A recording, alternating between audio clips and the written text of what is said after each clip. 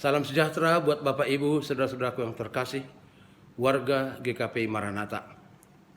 Ini pertemuan kita lewat ibadah sektor yang kita lakukan dalam tiap-tiap keluarga. Harapan saya, walau kebaktian sektor ini kita lakukan seperti ini, tidak mengurangi yakin dan percaya kita akan kuasa Tuhan, dan berkat Tuhan pasti akan diberikan kepada kita, karena kita belajar taat kepadanya dalam segala situasi.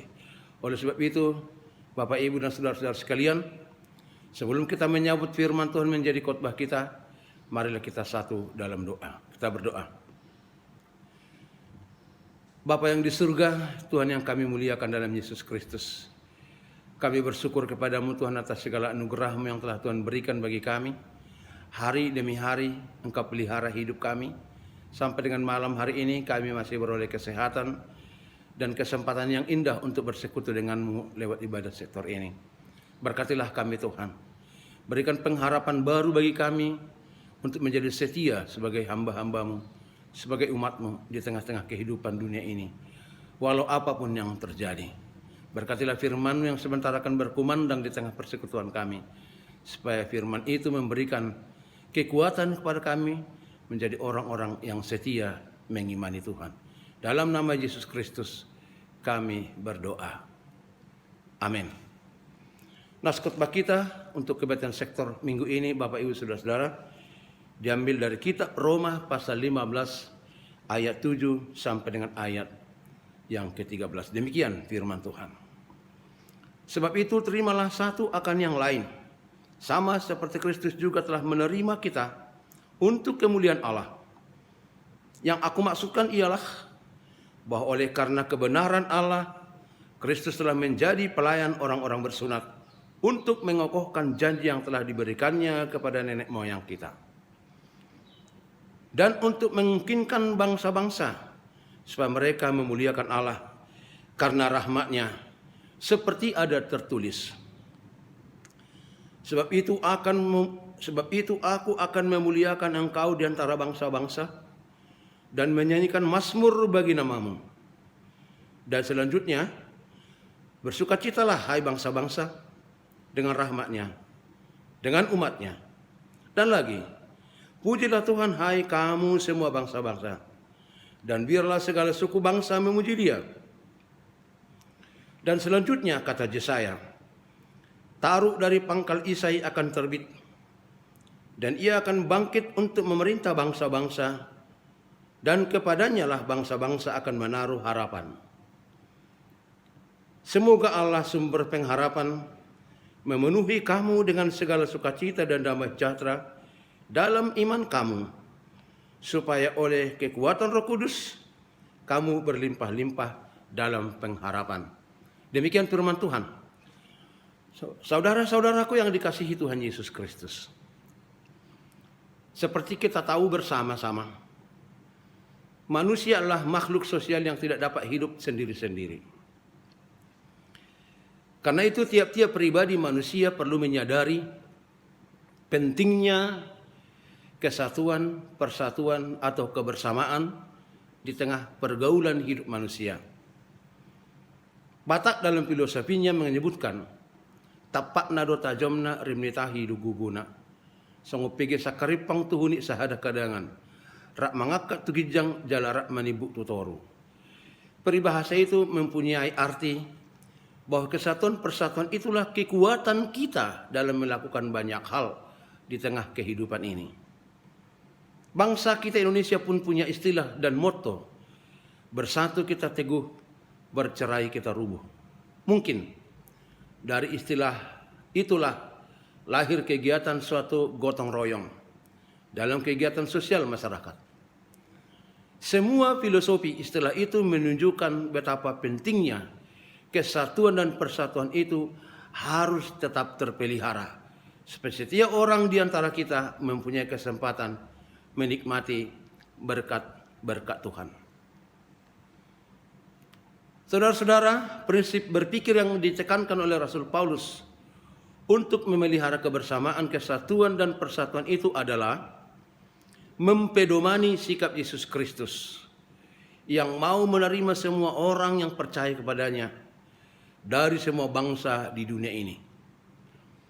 Keteladanan Yesus menjadi ukuran untuk mau saling menerima antara satu dengan yang lain dalam jemaat, supaya tercipta kerukunan dan kedamaian.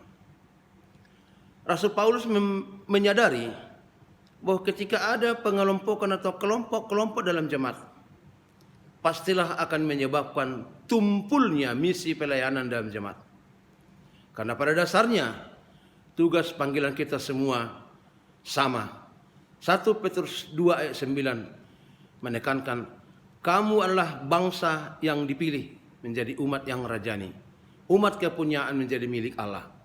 Artinya, semua orang percaya bertanggung jawab seperti imam untuk mewartakan kerajaan Allah dalam Yesus Kristus di tengah-tengah dunia ini. Terpanggil untuk melakukan kehendak Allah. Di antaranya adalah menciptakan damai sejahtera di tengah-tengah jemaat. Perdamaian dunia bagi semua bangsa. Sehingga bangsa mendapat berkat lewat pelayanan yang demikian. Menurut Paulus, rumus untuk dapat menciptakan kerukunan dan kesatuan persatuan itu adalah saling menerima antara yang kuat dengan yang lemah, antara yang kaya dengan yang miskin. Dasar teologinya bahwa Tuhan pun mau menerima kita ketika kita masih berdosa. Bahkan Yesus rela menjadi pelayan hanya untuk memungkinkan manusia bersekutu dan bersatu dengan Tuhan. Apabila kerukunan dalam jemaat itu sungguh-sungguh terwujud, pastilah akan membawa dampak positif kepada dunia ini. Kemudian, hal itulah yang memungkinkan semua bangsa di dunia turut memuji Tuhan bersama-sama dengan umatnya. Bapak, Ibu, Saudara-saudara, pasca terciptanya kerukunan dan kedamaian itu, akan ada pengharapan baru menyongsong masa depan. Ibarat taruk yang muncul dari pangkal yang sudah mati. Tumbuhlah tunas baru seperti taruk dari pangkal Isai.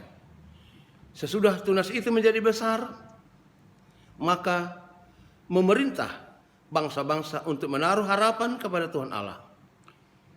Masa depan itu menjadi pengharapan sukacita, damai sejahtera yang digerakkan oleh kuasa Roh Kudus bagi orang-orang beriman kepada Tuhan. Inilah perilaku yang diharapkan muncul, tampil dari perbuatan-perbuatan setiap orang percaya di tengah-tengah dunia ini. Ibu bapak yang dikasihi oleh Tuhan Yesus Kristus, jelas kita ketahui bahwa isi pokok nas ini adalah pengajaran Rasul Paulus kepada jemaat tentang pentingnya kesatuan persatuan dalam melayani Tuhan di tengah-tengah jemaat. Kita tidak akan mempersoalkan dan memperdebatkan mengapa kerukunan itu sering tidak tercapai. Biarlah orang-orang saja memperdebatkan dan mempersoalkan itu. Yang terpenting bagi kita adalah bagaimana cara kita untuk menciptakan dan mencapai kerukunan itu sendiri. Bila kita mengikuti pengajaran ini, saudara-saudara, jawaban masalah itu adalah semua umat Tuhan harus menyadari bahwa orang-orang Kristen atau warga jemaat terpanggil menjadi umat Tuhan dengan tujuan agar semuanya melakukan kehendak dan kemauan Tuhan, bukan kehendak kemauan manusia. Jika kita mencoba menciptakan kerukunan itu dengan kehendak duniawi atau manusia, pastilah hasilnya tidak akan memuaskan. Sebab di dunia ini pada umumnya yang terjadi adalah seperti bahasa asing mengatakan do ut des, yang berarti berilah maka aku pun akan memberi kepadamu. Artinya menunggu lebih dahulu orang lain berbuat maka kita pun akan melakukannya juga. Berarti bersikap pasif. Dalam kerajaan Tuhan bagi semua jemaat diajarkan untuk memulai sesuatu yang baik dari diri sendiri. Jangan ditunggu orang lain. Maka khotbah ini saudara-saudara perlu kita renungkan, bukan untuk mempersoalkan ataupun untuk diperdebatkan. Maka kata kunci yang dapat kita sebutkan di sini dalam khotbah kali ini adalah meraih berkat Tuhan dengan cara memelihara kesatuan, persatuan dan damai sejahtera Tuhan di tengah-tengah kehidupan ini. Tuhan memberkati dan memberi kekuatan kepada kita untuk mengimani dan mengamalkan firman-Nya. Amin. Terima kasih Tuhan, firman-Mu telah kami dengar. Tolong kami untuk mengerti, tolong kami untuk menyambutnya dengan sukacita. Saraya berdoa, memohon tuntunan-Mu untuk melakukannya di tengah kehidupan ini. Berkatilah kami Tuhan, berkatilah firman yang telah kami dengar, supaya nama Tuhan semakin dipermuliakan lewat karya dan bakti kami di tengah kehidupan ini. Terpujilah nama Bapa di surga, dalam nama Yesus Kristus kami berdoa. Amin.